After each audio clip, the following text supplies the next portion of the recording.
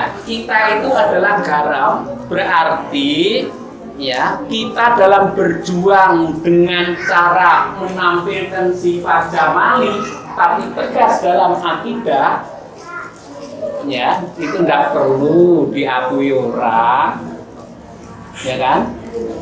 Tapi orang bisa menikmati. Jadi yang penting membuat nikmatnya orang lain.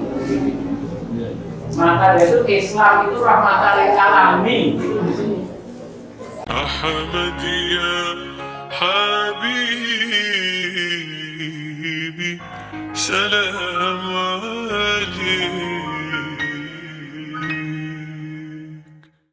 Mumpung ini akhir tahun, di mana biasanya dalam kegiatan pengajian kita ini diajak untuk muhasabah, untuk mawas diri. Maka dari itu marilah kita mawas diri, ya kan? Tadi sudah disinggung bahwa Isa Al-Masih muridnya terpecah menjadi dua. Ketika Isa Al-Masih itu bertanya kepada kaumnya bahwa man ansori ilallah, siapakah yang bisa menolong aku di jalan Allah? Qalal hawariyun, berkatalah kaum hawariyin. Katanya, inna nahnu ansorullah, sesungguhnya kami adalah penolong kamu di jalan Allah. Kan begitu? Nah, jawabannya seperti itu dan diikuti dengan satu pernyataan wasyhad. Dan ya Allah, saksikanlah bi annana muslimin, kan gitu. Sesungguhnya kami adalah orang-orang muslim. Ya. Nah, kalau kita baca surah 5 ayat 111, wa id auhaitu ilal hawariyin an aminu bi wa bi rasuli. Nah, sana menjawab ya, qalu amanna billah ya wa bi rasuli fashhad bina jawabnya seperti itu. Jadi pengikut beliau ada yang namanya muslimun, kaum hawariyin, mereka senantiasa berserah diri kepada Allah Subhanahu wa ta'ala. Mereka banyak dianugerahi wahyu, wa in auhaitu ilal hawariyin. Jadi kalau bahasanya pasca Islam secara sufi itu ada ahlul mukasyafah wa syahadah, kan gitu kira-kira. Seperti itu. Ya. Nah, ada lagi pengikut yang lain. Wa minal ladzina qalu inna nasara, dan sebagian dari mereka ada yang mengatakan kami ini adalah orang-orang Kristen, kan gitu. Tentang orang Kristen ini keimanannya diterangkan di tempat lain, wa qalatin nasara masih ibnullah. Ya, zalika qaluhu bi afwahihim yudhahifuna qalal ladzina kafaru min qabl. Ya. Qatalahumullah anna yufakun. Gitu. Berkata orang Kristen, orang Nasrani bahwa Kristus atau Al-Masih adalah anak Allah. Allah beritahu kita, itu adalah ucapan mereka dengan mulut mereka sendiri. Laknat Allah. Mereka hanya meniru-niru dari ucapan orang-orang kafir sebelum mereka. Laknat Allah atas mereka, bagaimana mereka dihilangkan dari kebenaran. Nah, ini dua pengikut Isa Al-Masih. Nah, sekarang menyangkut pengikut Isa Al-Masih, golongan yang pertama yang disebut Hawariyin dalam Quran, itu kalau kita baca Injil pasal 5, di sana ada satu keterangan ayat 5 sampai 11 itu bahwa kamu adalah garam dunia. Jika garam itu menjadi tawar, bagaimana mengasingkannya? Ya, buang saja itu, ya, dan akan diinjak-injak oleh banyak orang. Nah, di sini ada dua hal yang perlu kita pahami, yaitu satu, fungsi garam itu kan memaniskan, menyedapkan masakan.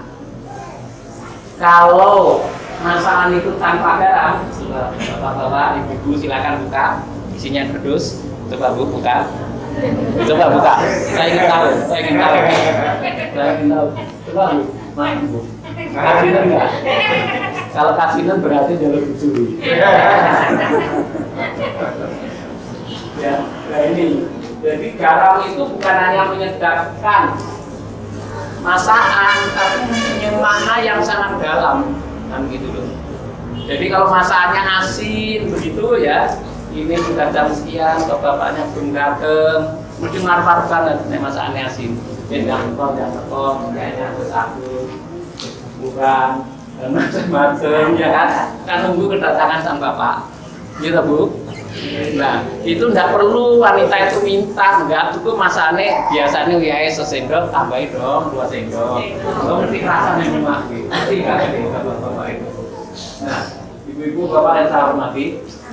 Nah, kita itu adalah garam, berarti ya, kita dalam berjuang dengan cara menampilkan sifat jamali tapi tegas dalam akidah.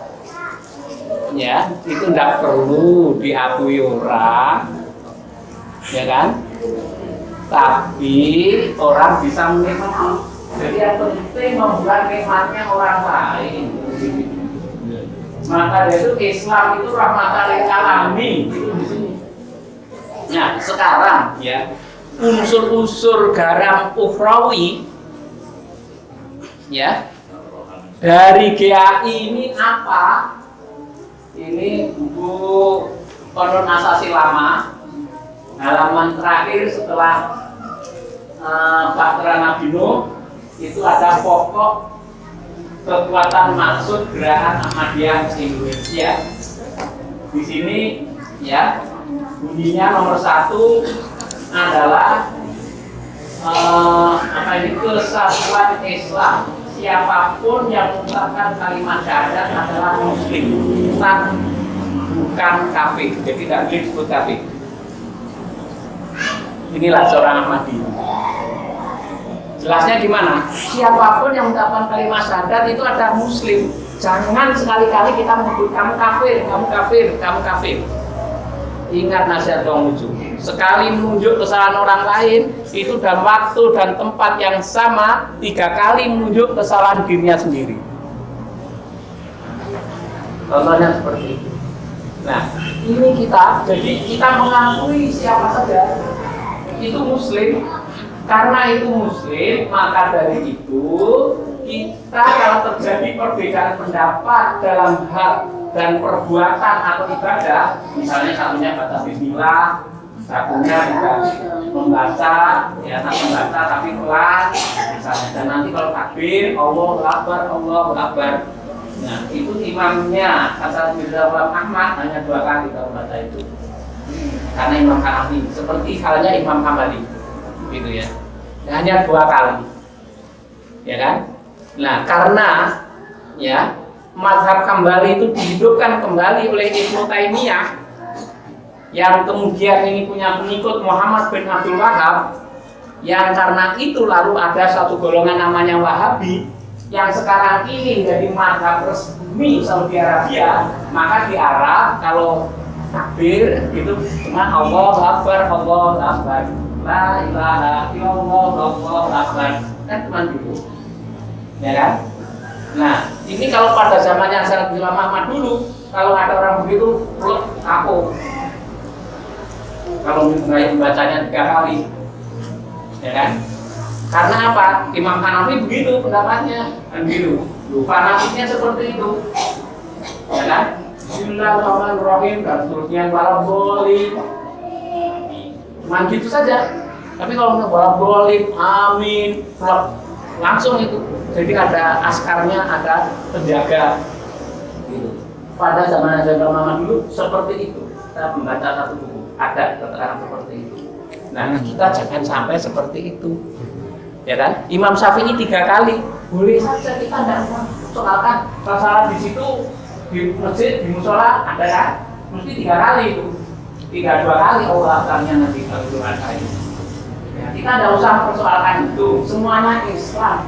Kalau orang hayati bener, ya kan, Allahu Akbar itu dados sing kasunyatan. Kawula menika kawula alit sanget duh Gusti, ini wajahku wajahnya lillahi fatar samawati wal ardh hanifan musliman. Itu kalau yang sederhananya seperti itu, padahal ini wajah tuh, kalau saya mau pakai kumpul-kumpul. Kalau Pakistan ini ya, nah, jadi kita dalam persoalkan perbedaan-perbedaan itu, kalau toh mau diperdebatkan, mau dibicarakan, kita punya rumus. Rumusnya apa? Perbedaan itu atau lawan itu pada hakikatnya adalah kawan. Jadi kalau kita beda pendapat atau lawan pendapat, itu kawan berpikir kita. Kalau beda ibadah, beda akidah, itu adalah kawan dialog.